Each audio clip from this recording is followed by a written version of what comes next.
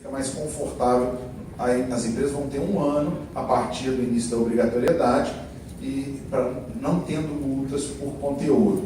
Porém, tem um detalhe, que a partir de agora o INSS, Fundo de Garantia, ele é gerado a partir do E-Social. Se eu entregar o E-Social errado, eu vou ter INSS, Fundo de Garantia errado.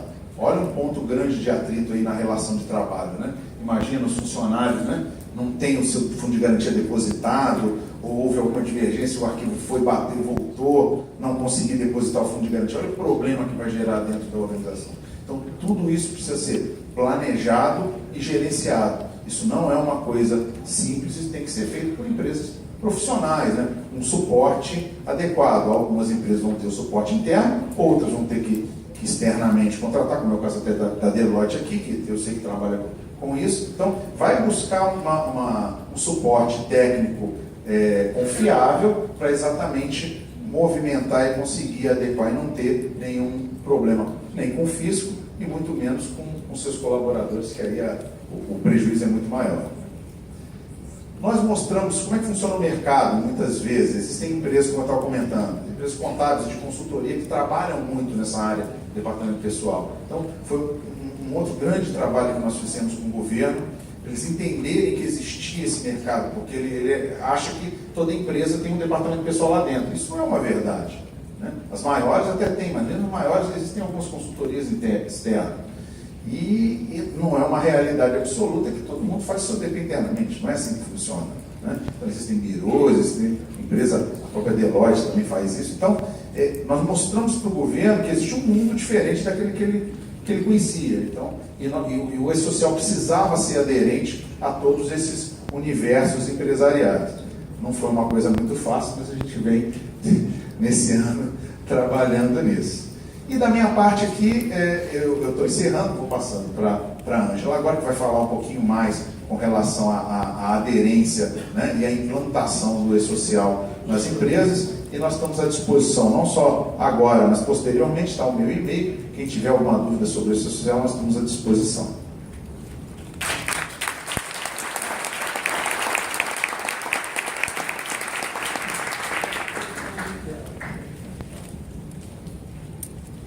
Bom, agora vamos olhar para dentro de casa, o que está de fato acontecendo nas empresas onde nós temos trabalhado, de que forma nós estamos enxergando o mercado.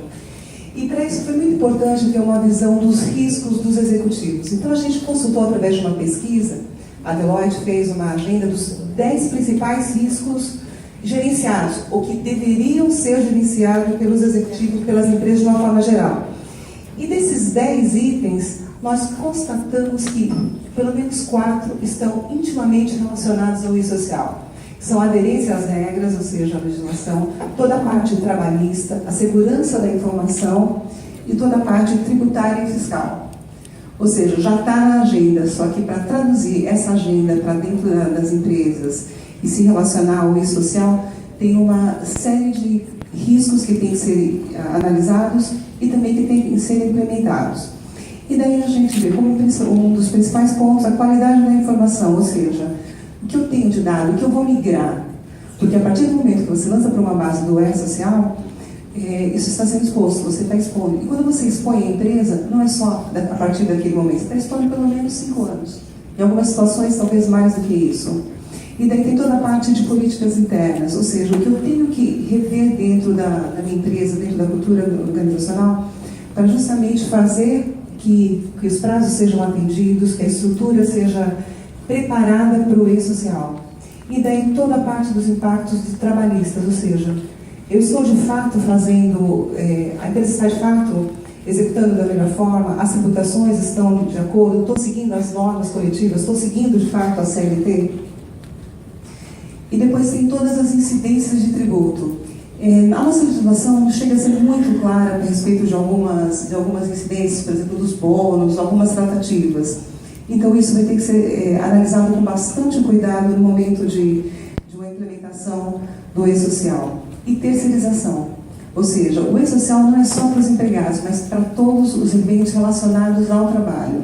Então, tem que ser analisado todos os riscos também dos contratos de terceiros, toda a parte de tomadores.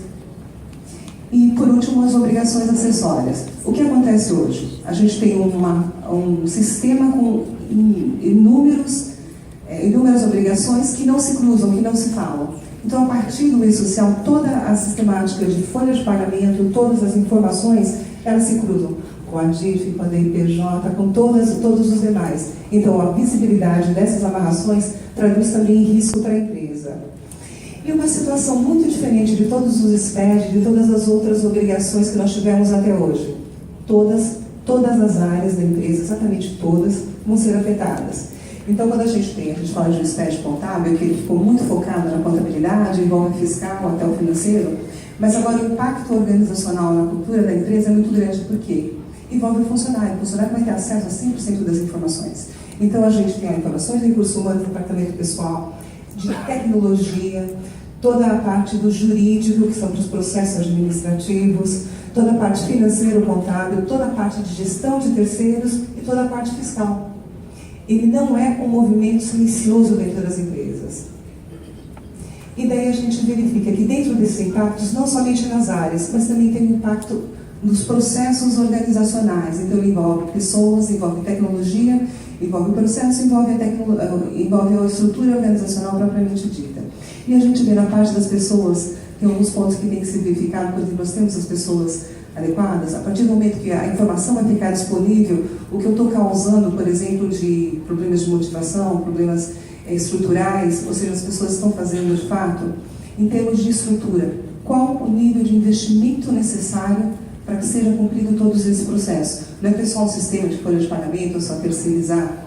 Não, é necessário verificar se todas as outras áreas estão preparadas para informar, para migrar, para liberar as informações para a folha de pagamento.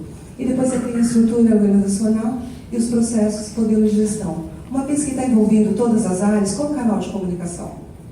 Ou seja, de que forma nós vamos ter o departamento pessoal, que vai ser o último responsável por enviar, conversando de forma adequada com a contabilidade, com o financeiro, com o fiscal. Então, a gente entende que muito mais do que uma nova legislação ou uma nova obrigação, é um novo posicionamento, é um novo olhar para o departamento pessoal, é um novo olhar para as informações que a gente libera, que a gente passa. Ou seja, vão ter que ser trabalhadas. E daí, como que a gente enxerga, então a gente enxerga dentro dos inúmeros projetos de social? Tem que ser feito um diagnóstico. Qual a distância que uma empresa está hoje para atingir o e-social? E essa distância, na medida, tem que ser analisado toda a parte de cadastro, todas as obrigações trabalhistas e previdenciárias, todas as políticas e todos os sistemas envolvidos. Tirada essa foto, tem que ser feita uma elaboração de um plano de ação. Ou seja, calculei a distância, o que eu tenho que fazer, qual é o meu ponto, quais são os meus pontos de fragilidade, de que forma eu ajusto esses pontos, e daí fazer uma implementação. E o que a gente enxerga, e o que a gente tem visto de uma forma geral, tecnologia você vai lá, ajusta, fica. Processo você desenha. Mas é a operação e o monitoramento disso, porque é um processo de aculturamento mesmo. Ou seja, fazer com que todas as áreas, que todo mundo tenha responsabilidade sobre a qualidade do produto final, tem sido, de fato, o grande desafio para as empresas.